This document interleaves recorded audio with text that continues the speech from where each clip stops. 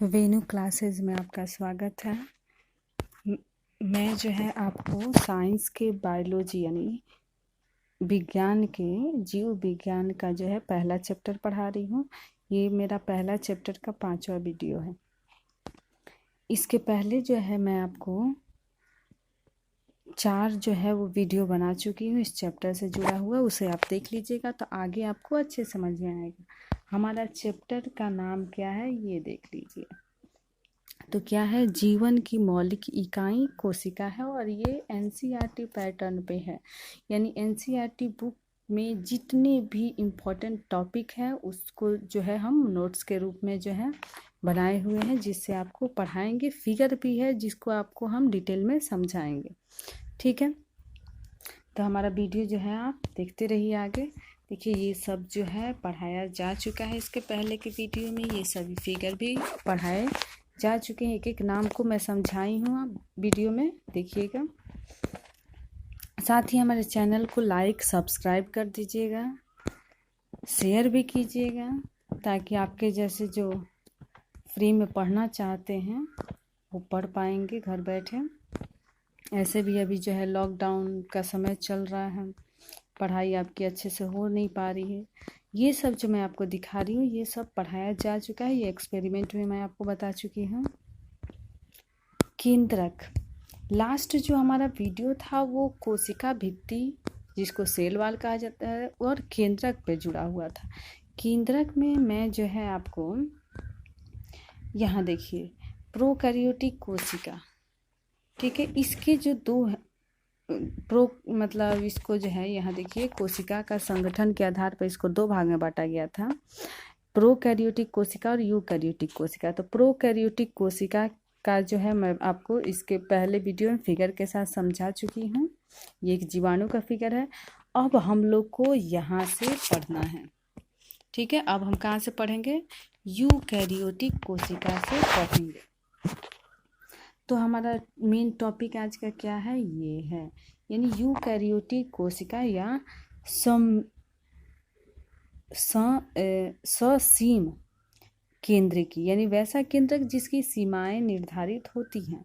तो वो इसमें 2 तरह की कोशिकाएं आती हैं, पादप कोशिका, ठीक है, और एक जो है वो क्या, जंतु कोशिका। 2 तरह की कोशिकाएं आती हैं किसमें? यूकैरियोटिक में। तो पादप कोशिका तो हमारे आसपास जो पेड़ पौधे हैं उसकी कोशिकाएं हो जाएंगी, और जंतु कोशिकाएं तो जंतु में तो हम भी आते हैं, जानवर भी आते हैं, ठीक है। तो ये हमारे अंदर की कोशिकाएं भी हो जाएंगी, यानी हम लोग के शरीर के अंदर जो पाई जाने वाली कोशिकाएं हैं वो संगठन यानी संरचना के आधार पर किस तरह की हैं। तो उसका आंसर क्या होगा कि यूकैरियोटिक हैं। और उसके केंद्रक कैसे होते हैं? तो ससीम केंद्रकी होते हैं, यानी केंद्रक में सीमाएं होती हैं। सीमाएं होने का अर्थ है कि केंद्रक जो है अलग जो है एक भाग में बटा हुआ दिखाई देता है, जिसको हम केंद्रिका कहते हैं। क्या कहते हैं? केंद्रिका कहते हैं। अब हम आगे चलते हैं। आगे इसमें पहला पॉइंट क्या दिया हुआ है? पहला पॉइंट दिया है यूकैरियोटिक कोशिका बड़े आकार की होती है, लगभग 5 से 100 माइक्रोमीटर के बीच होती है।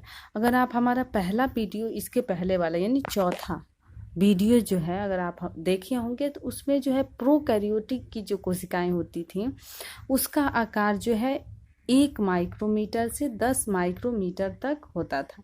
अगर आपको पता करना है माइक्रोमीटर कैसे उसका मान निकलता है, ठीक है, तो वो जो है आपको इसके पहले वाला यानी चौथा जो है वो वीडियो देखना पड़ेगा। उसका लिंक जो है आपको डिस्क्रिप्शन में मैं डाल दूंगी वीडियो के, ठीक है। अब देखिए आगे पढ़ते हैं। क्या है अगला पॉइंट? इसकी कोशिका भित्ति मोटी होती है। कोशिका भित्ति कैसी होती है? मोटी होती है। कोशिका भित्ति के बारे में डिटेल में आपको पढ़ाया जा चुका है, ठीक है। फिर भी अगर आपको कोई दिक्कत हो तो कमेंट बॉक्स में बताइएगा, हम वहाँ जो है आपका जो भी प्रॉब्लम है उसका सॉल्यूशन देंगे, ठीक है। अगला है, इसमें कोशिका के केंद्रक पूर्ण रूप से विकसित होते हैं, इसलिए उनमें केंद्रक झिल्ली होती है। यानी इसके कोशिका का केंद्रक क्या होता है, तो एक कोशिका हुआ, इसके मध्य भाग को हम क्या कहते हैं, केंद्रक कहते हैं। और जिसका केंद्रक पूरी तरह से विकसित होता है, विकसित होने का अर्थ है कि उसका जितना विकास होना था वो हो चुका है। ठीक है। विकासशील का अर्थ क्या होता है, जिसका विकास हो रहा होता है। और विकसित का अर्थ क्या होता है, जिसका विकास हो चुका है, मतलब उससे ज्यादा विकास केंद्रक में हो ही नहीं सकता है।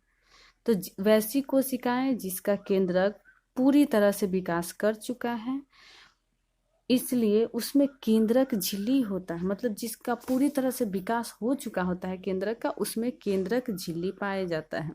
और वो झिल्ली कैसी होती है, तो अगर आप इसके पहले वाला वीडियो देखे हैं तो इसका आंसर आप जो है मुझे कमेंट बॉक्स में दे दीजिएगा। ठीक है। क्वेश्चन ये है कि पूरी तरह से विकसित केंद्रक की कोशिका झिल्ली कैसी होती है। ठीक है, इसका आंसर आप दीजिएगा। ये जो है आपको तीसरा वीडियो का जो लिंक होगा डिस्क्रिप्शन में जो हम डालेंगे उसमें मिल जाएगा। अगर हमारा आप शुरू से क्लास कर रहे हैं तो तब तो कोई दिक्कत ही नहीं है, आपको पता ही होगा। उनका आकार बड़ा होने के कारण 80S प्रकार का राइबोसोम पाया जाता है। प्रोकैरियोटिक में हम 70S प्रकार का, जिसका वैसा राइबोसोम जिसका आकार छोटा होता है वो 70S प्रकार का होता है, जिसका बड़ा होता है वो 80S प्रकार का राइबोसोम होता है। राइबोसोम के बारे में हम आपको यहाँ डिटेल में नहीं बता रहे हैं। इसका कारण ये है कि इसके बाद के वीडियो में जो है हम लोग को, मतलब इसी में जो है वो हम लोग को राइबोसोम के बारे में भी डिटेल में पढ़ना है। तो वहाँ जो है हम आपको इसके बारे में विस्तृत रूप से जो है वो क्या करेंगे, जानकारी देंगे। इसके बाद क्या कर रहा है कि इसमें जनन सूत्री तथा अर्धसूत्री कोशिका विभाजन द्वारा होती है। इसमें जनन यानी जिसमें अपने जैसा संतान उत्पन्न करने की क्षमता होती है, तो वो सूत्री तथा अर्धसूत्री कोशिका विभाजन द्वारा होती है। सूत्री किसको कहते हैं, तो गुणसूत्र। ठीक है, सूत्री मतलब होता है गुणसूत्रों के बंटने की क्रिया, मतलब विभाजित होने का। जो हमारे गुणसूत्र होते हैं ना, आनुवांशिक गुण, वो जो है वो सूत्र के रूप में यानी सूत्री के रूप में होते हैं, धागे की तरह। और उनके विभाजन की क्रिया ही सूत्री तथा अर्धसूत्री कोशिका विभाजन कहलाती है। ठीक है, उसके बाद अगला पॉइंट देखते हैं क्या कर रहा है। इसमें सभी कोशिकांग उपस्थित होते हैं। इसमें क्या है, सभी कोशिकांग उपस्थित है, यानी कोशिका के जितने भी अंग हैं। कोशिकांग का अर्थ क्या होता है, कोशिका के अंग।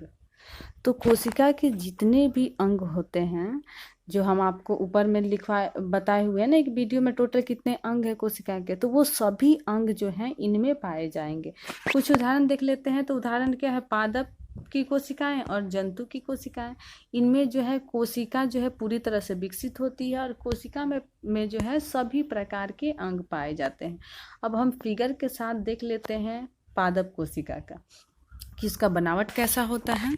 ठीक है, और उसमें वो कौन कौन से सभी अंग जो है वो क्या होते हैं, उपस्थित होते हैं।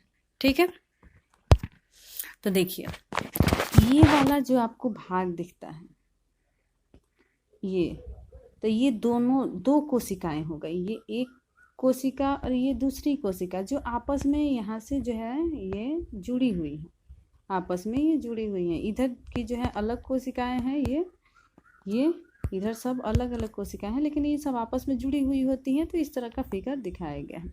अब देखते हैं कि कोशिका भित्ति किसको कहते हैं। तो ये वाला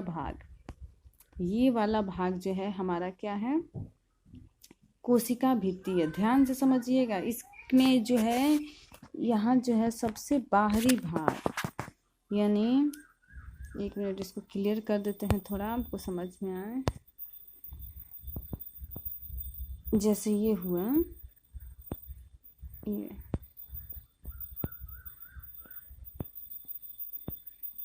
यहाँ का जो ये भाग है, सॉरी इतना नीचे आ गया है, तो इसका ऊपर वाला मतलब यहाँ जो है ये वाला लेयर जो होगा ये हमारी क्या हो जाएंगी, कोशिका भित्ति हो जाएगी। इसी में जो है कोशिका झिल्ली होता है, आपको यहाँ दिख रहा होगा कहीं कहीं, तो इसमें जो है इस तरह से कोशिका भित्ति से ही जुड़े हुए इस तरह से इससे सटा हुआ कोशिका झिल्ली पाया जाता है। ठीक है, कोशिका भित्ति और कोशिका झिल्ली आप समझ गए। ठीक है, उम्मीद है आपको समझ में आ रही होगी। उसके बाद आप देखते हैं हरित लवक, जिसको क्लोरोप्लास्ट कहा जाता है।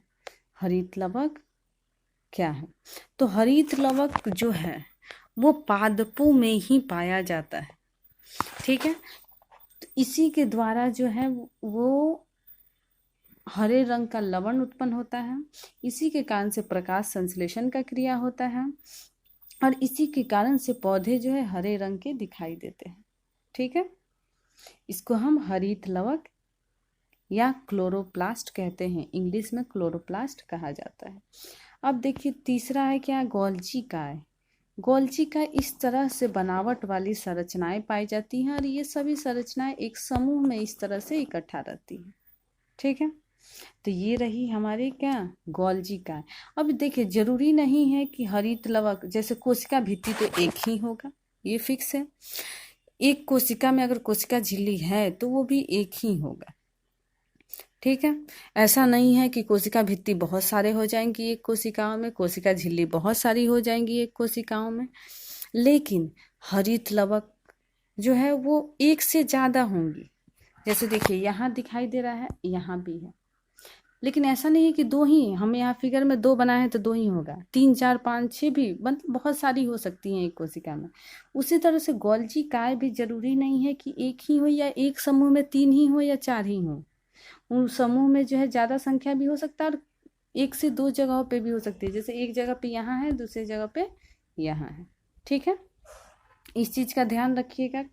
कभी कभी ये बहुत आसान से प्रश्न जो है वो हमारे लिए बहुत कठिन हो जाते हैं। उसके बाद देखिए केंद्रक, तो किसी भी कोशिका में केंद्रक एक ही होता है। ठीक है, ऐसा भी नहीं है कि 2 4 केंद्रक हो जाएंगे। हाँ, लेकिन अगर विभाजन की क्रिया हो रही है तो एक समय, कुछ क्षण के लिए या कुछ समय के लिए एक ऐसा टाइम आता है जब एक ही कोशिका के अंदर 2 केंद्रक रहते हैं, लेकिन वो अलग अवस्था है, वो सूक्ष्म जीवों में, छोटे जीवों में होने वाली क्रिया है, जिसमें केंद्रक विभाजन के द्वारा जो है जनन का क्रिया होता है। तो उसमें जो है वो केंद्रक कुछ समय के लिए 2 हो सकते हैं, लेकिन सभी में जो है कोशिकाओं में, एक कोशिका में एक ही केंद्रक होते हैं। उसके बाद राइबोसोम। राइबोसोम किसको कहते हैं, तो यहाँ देखिए, यहाँ डॉट जैसा भाग है, यहाँ भी है, उसके बाद जो है यहाँ है, दिख रहा है आपको, इस तरह से जो है यहाँ देखिए, ये जो है इसके ऊपर भी कुछ कुछ डॉट जैसे लगे हुए दिखाई दे रहे हैं, यहाँ वो भी राइबोसोम है। तो ये सब जो है वो क्या है, राइबोसोम है। और ये इतनी ज़्यादा मात्रा में क्यों होते हैं, इसलिए कि कोशिकाओं को वृद्धि के लिए सबसे ज़्यादा प्रोटीन की आवश्यकता होती है और ये राइबोसोम जो हैं वो प्रोटीन संश्लेषण का कार्य करते हैं, प्रोटीन के निर्माण का कार्य करते हैं, इसमें प्रोटीन बनता है। ठीक है, जो हमारे कोशिकाओं के लिए और हमारे शरीर के लिए बहुत फायदेमंद होता है। इसी मतलब बेस है ये हमारे ग्रोथ का, हमारे ग्रोथ के लिए, वृद्धि के लिए सबसे ज़्यादा इसकी आवश्यकता होती है। अब आगे चलते हैं, आगे हम लोग को प्लाज्मा झिल्ली, प्लाज्मा झिल्ली कोशिका झिल्ली को ही कहते हैं, जो हम आपको पहले भी बताए हैं कि कौन सी है कोशिका झिल्ली।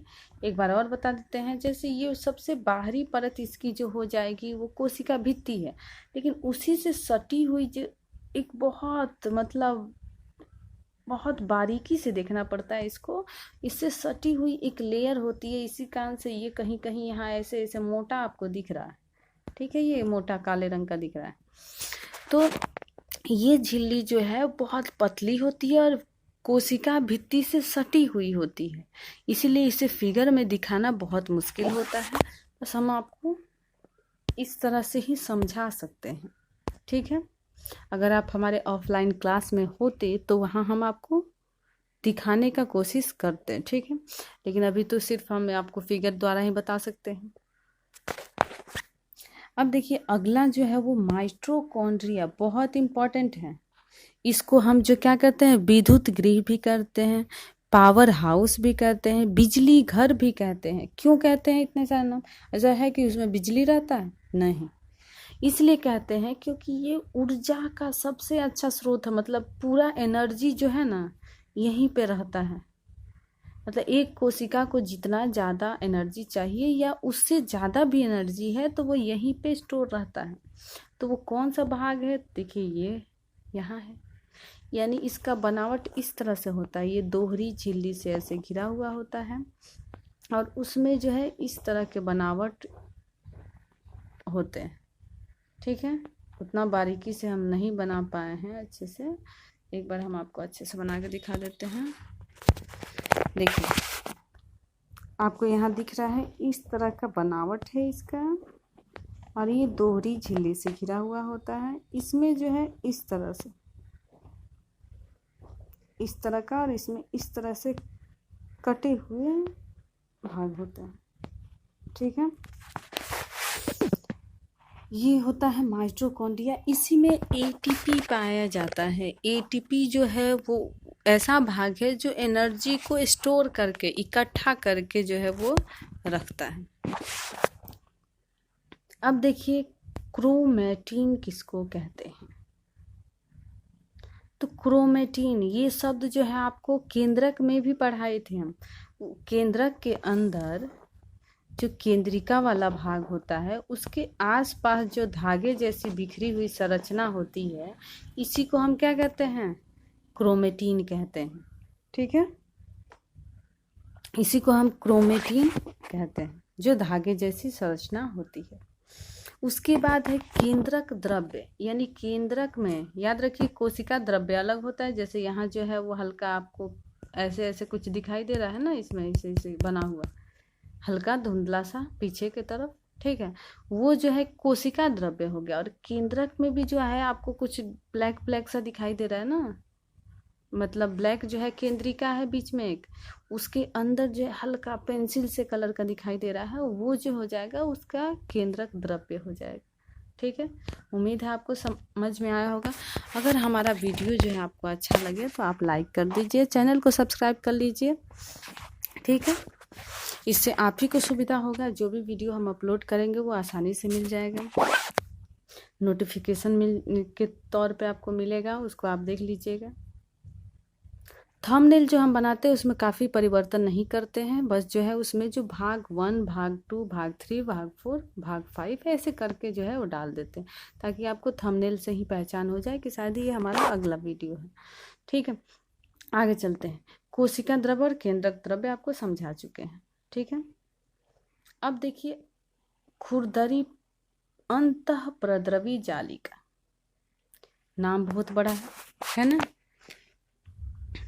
वैसे इसको इंडोप्लाज्मिक रेटिकुलम कहते हैं। क्या कहते हैं? Endoplasmic reticulum. और इसको शॉर्ट में EPR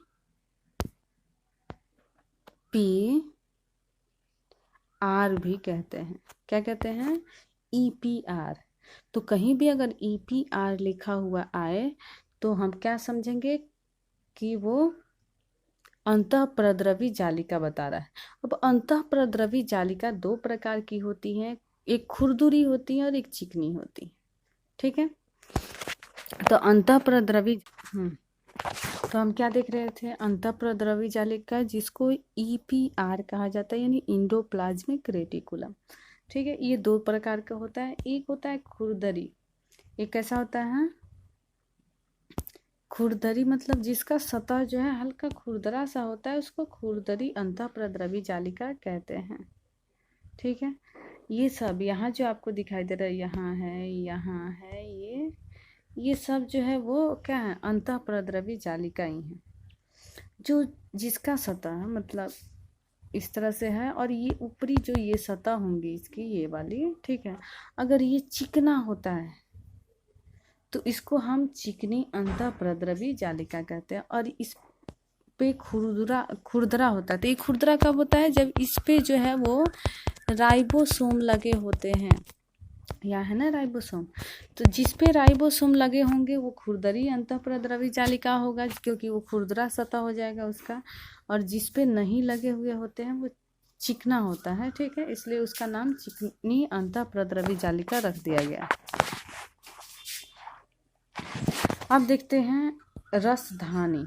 तो देखिए कोशिका का ये सबसे बड़ा अंग होता है, जितने भी अंग है उसमें सबसे बड़े आकार का। यहाँ दिख रहा है आपको, एक मिनट थोड़ा अच्छे से देखिए, ये वाला जो भाग है ये सभी अंग से बड़ा दिख रहा है। तो ये पादप कोशिकाओं में इसका आकार जो है बड़ा होता है काफ़ी, और कोशिका के जितने भी अंग है उसमें सबसे बड़े आकार का होता है। किस में? तो पादप कोशिकाओं में। इसके अलावा जंतु कोशिकाओं में ये छोटे छोटे पाए जाते हैं, ठीक है। इसको कहते हैं रसधानी कहते हैं। इसी में जो है वो बहुत सारे एंजाइम्स पाए जाते हैं, एंजाइम्स जो पाचन का कार्य करते हैं। आपको समझ में आ गया होगा। फिगर जो है बहुत अच्छा बनाए हुए हैं, आप जो है इससे नोट कर लीजिएगा, सही रहेगा, समझ में भी आएगा, साफ सुथरा है फिगर। अब हम लोग अगला पॉइंट देखते हैं। इसमें क्या कह रहा है? पादप कोशिका बड़ी होती है और आकार चौकोर होता है। पादप कोशिका जो है क्या होती हैं? बड़ी होती हैं, यानी आकार उनका बड़ा होता है, और ये कैसे? चौकोर होते हैं। ध्यान से देखिएगा, तो हम आपको फिगर दिखाते हैं फिर से। देखिए, अगर लगभग में हम इसका आकार निकालें तो वो इस आकार का है, इस तरह के आकार का है कि नहीं? लगभग में अगर लेते हैं तो इस तरह के आकार का है। ऐसा थोड़ा ना है कि वो एकदम ऐसा गोलाकार आकार का है, ऐसा हो, ऐसा दिख रहा है? नहीं दिख रहा है। इसको अगर हम लगभग में लेते हैं तो यही आकार हमारा लगभग में बनता है, यानी इसको हम चौकोर ही कहेंगे ना। तो ये कैसा होता है? चौकोर होता है।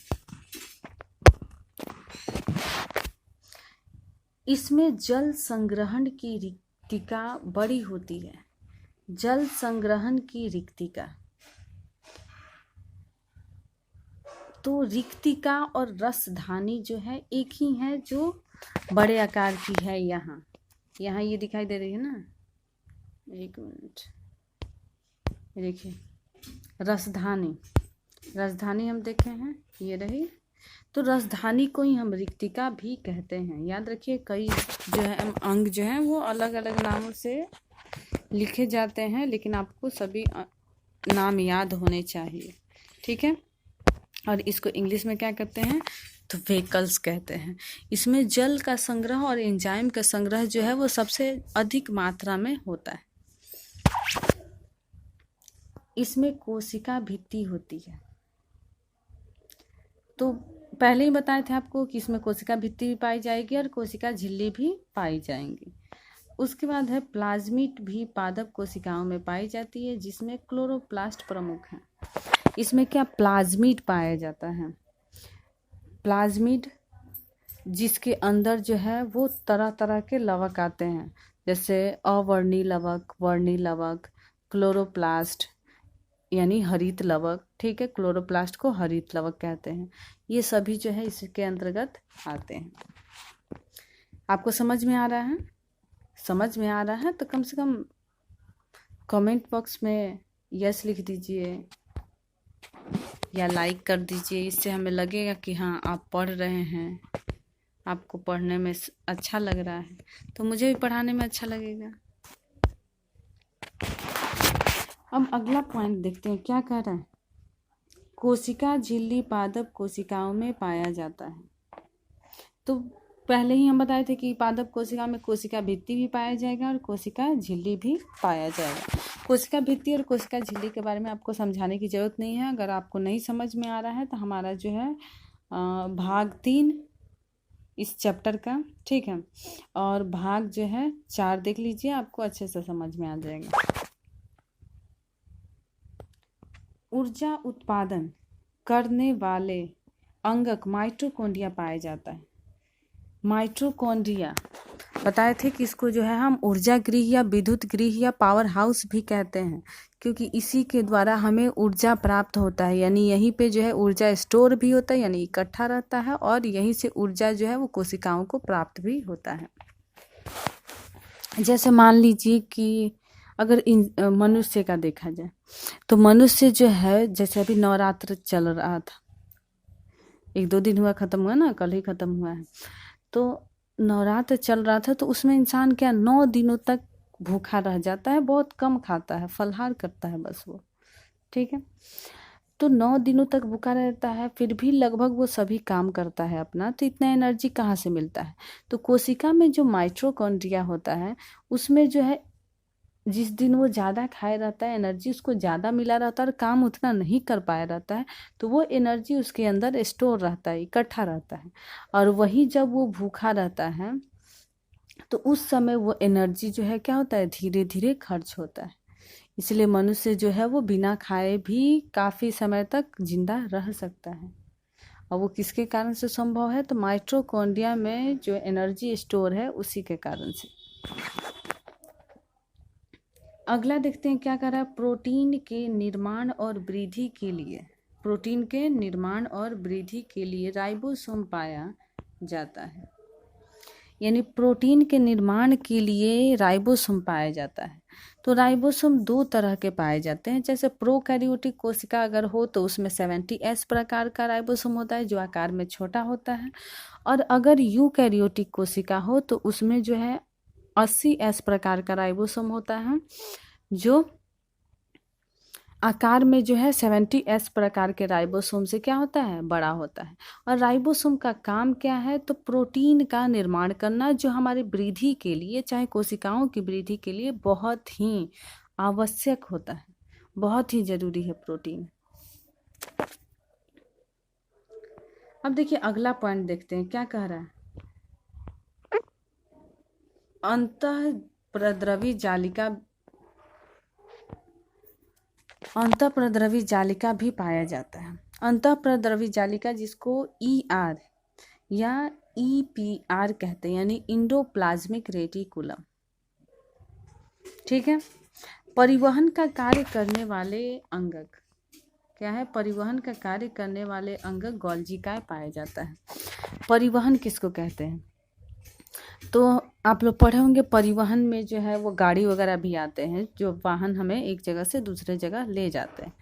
तो यहाँ जो है गोल्जिकाए जो है, गोल्जिकाए फिगर में बताए थे कि इस तरह से काजू जैसी संरचना वाले होते हैं समूह में, ठीक है, वो सभी गोल्जिकाए हैं। तो गोल्जिकाए जो है वो परिवहन का कार्य करते हैं, मतलब कहने का अर्थ है कि प्रोटीन हुआ, इन सब को एक जगह से दूसरे जगह पहुंचाने का कार्य, या बहुत सारे ऐसे पदार्थ हैं जिनको एक जगह से दूसरी जगह ले जाने का कार्य करना है, तो उस समय जो है ये परिवहन का कार्य करते हैं, यानी एक जगह से दूसरे जगह ले जाने में मदद करेंगे। कौन? तो गोल्जिकाए। अगर आपसे क्वेश्चन पूछ दिया जाए कि गोल्जिकाए का कार्य क्या है, तो गोल्जिकाए जो है वो परिवहन का कार्य करता है, चाहे वो प्रोटीन का परिवहन हो या कोई जो है अन्य पदार्थ या अणु का जो है परिवहन हो, तो गोल्जिकाए जो है क्या करता है, उसका परिवहन करेगा।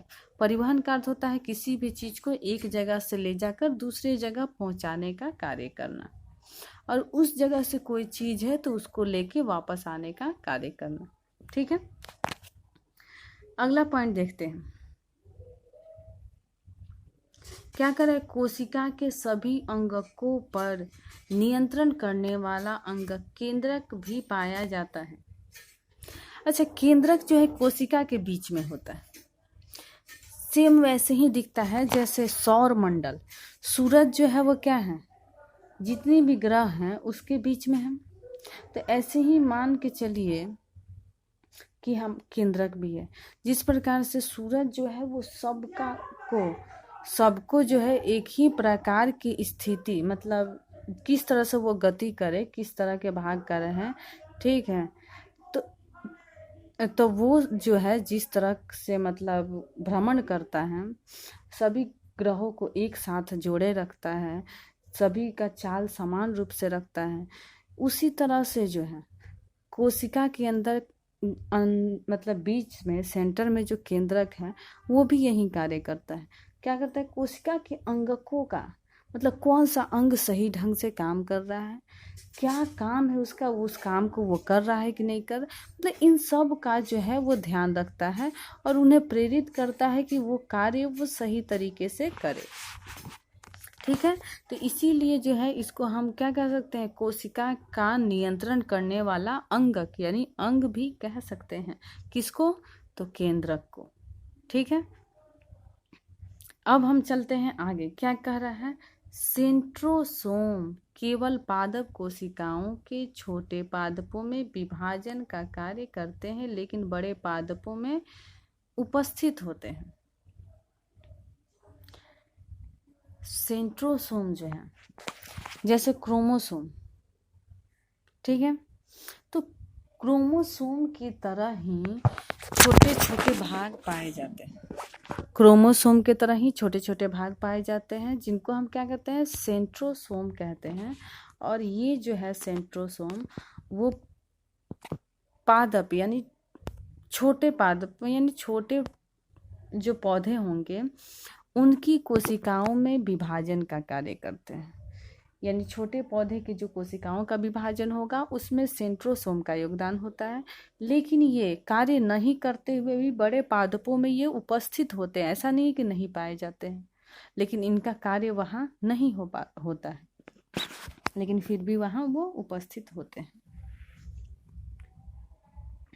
उसके बाद है बड़े पादपों में कोशिका विभाजन कोशिका सतह द्वारा होता है। यानी बड़े पादप, बड़े बड़े जो वृक्ष होंगे जैसे पीपल, बरगद, खजूर, ठीक है, इन सभी जो पेड़ हैं, बड़े बड़े पादप हैं, इनकी कोशिकाओं में जो विभाजन का क्रिया होता है तो उनके सतह के द्वारा होता है। यानी कोशिका का जो सतह होता है उसके द्वारा ही संपन्न हो जाता है। अब हम पढ़ते हैं इसी में अगला पॉइंट। क्या कह रहा है? गोल्जी काय कम विकसित होते हैं इसलिए उन्हें डक्टियोसोम कहते हैं। यानी इसमें पादप कोशिकाओं में जो है उनका जो पादप कोशिका के जो है क्या गोल्जी काय होते हैं। गोल्जी काय बताए थे ना, काजू जैसा संरचना वाले। हाँ, तो जो गोल्जी काय होते हैं वो ज़्यादा विकसित नहीं होते हैं, बहुत कम विकसित होते हैं। यानी उनका जो बनावट होता है वो ठीक रहता है लगभग, लेकिन विकास जो है उसका पूरी तरह से नहीं हुआ रहता है। और जब ऐसा कंडीशन होता है जहाँ विकास कम हुआ हो गोल्जी काय को तो उसका नाम बदल जाता है, उसको डक्टियोसोम कहते हैं। क्या कहते हैं? डक्टियोसोम। ठीक है, अब देखिए पादप कोशिका स्वपोषी होता है तो सबको पता है। अब एक बात बताइए, क्या आपको पता है कि स्वपोषी किसको कहते हैं? पता है? पता है तो वैसे आप अपना आंसर जो है हमें कमेंट बॉक्स में दे दीजिएगा, लेकिन इससे जुड़े हुए हम भी आपको कुछ समझा देते हैं। तो स्वपोषी किसको कहेंगे? ठीक है, स्वपोषी यानी पादप कोशिका को हम स्वपोषी ही क्यों कहते हैं? इसलिए स्व का अर्थ होता है खुद, अपोषी यानी पोषण प्राप्त करना, यानी खुद जो है क्या करना? पोषण प्राप्त करना, स्वपोषी कहलाता है। तो देखिए स्वपोषी को हम जो है यहाँ क्या किए हैं? अंडरलाइन किए, यानी इसके बारे में हम आपको बताते हैं यहाँ इम्पोर्टेंट। तो देखिए क्या कर रहा है? अपना भोजन स्वयं सूर्य के प्रकाश से प्राप्त करता है। यानी इसमें जो है किसी और का मदद नहीं ले रहा है, वो सूर्य के प्रकाश को अवशोषित करके अपना भोजन खुद बना ले रहा है, तो इसीलिए वो क्या हो जाएगा? स्वपोषी होगा। उसके बाद अगला पॉइंट क्या है? पादप कोशिकाओं में भोजन मंड के रूप में संचित होता है। हो सकता है मंड आप नहीं जानते हो, लेकिन आपके बुक में है। अगर आप बुक रीडिंग करते होंगे, चाहे वो भारती भवन का बुक हो या एनसीईआरटी का बुक हो, अगर आप उसे पढ़ते हैं तो उसमें जो है आपको मंड मिलेगा। वैसे मंड को इंग्लिश में स्टार्च कहते हैं। ठीक है, स्टार्च कहते हैं। तो पादपों में भोजन जो है मंड के रूप में संचित होता है, यानी स्टार्च के रूप में। यानी पादपों में भोजन जो है वो किस अवस्था में पाया जाता है? अगर क्वेश्चन पूछ दिया जाए तो वो जो है स्टार्च के रूप में पाया जाता है। और मुख्य रूप से वो जो है पोषण जो है वो किस पदार्थ के रूप में लेता है? तो ग्लूकोज के रूप में लेता है। किस पदार्थ के रूप में? ग्लूकोज के रूप में। अब देखिए मंड को अंडरलाइन किए थे हम, उसके बारे में जान लेते। क्या है? पादपों में मंड या स्टार्च के रूप में ग्लूकोज संचित रहता है। पादपों में मंड या स्टार्च के रूप में ग्लूकोज संचित रहता है, यानी ग्लूकोज जो है वो स्टार्च के रूप में पाया जाता है पादपों में। अभी जो ये वीडियो जो है हमारा मतलब टाइम हो चुका है, अब हम आगे आपको नहीं पढ़ा सकते। वैसे आगे जो है हम नेक्स्ट वीडियो बनाने वाले हैं किस पे? जंतु कोशिका पे, यानी हम लोग में पाए जाने वाले, हमारे शरीर में पाए जाने वाली कोशिकाओं पे बनाने वाले हैं। ठीक है, उम्मीद है हमारा वीडियो आपको अच्छा लग रहा हो। अच्छा लगे तो आप जो है हमारे वीडियो को लाइक कीजिए, ज़्यादा से ज़्यादा प्यार दीजिए हमें, ताकि हमें भी पढ़ाने में अच्छा लगे। हाँ, तो हम कोशिश करेंगे आपको इससे भी बेहतर ढंग से एनिमेशन के साथ पढ़ाया जाए। इसमें जो है आपको चैनल में 9th 10th 11th 12th सभी के जो है लगभग आर्ट्स के हों या साइंस के लगभग सभी सब्जेक्ट पढ़ाए जाते हैं। ठीक है, अभी तो खैर कुछ जो है कोरोना के कारण से जो है थोड़ा हम लोग भी अच्छे से काम नहीं कर पाते हैं, यहाँ बहुत सारी परेशानी हो जाता है।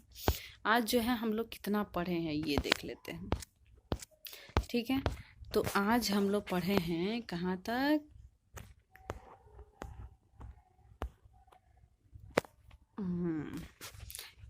ये तो पहले ही पढ़ चुके थे हम लोग, आज से पढ़े हैं यहाँ से।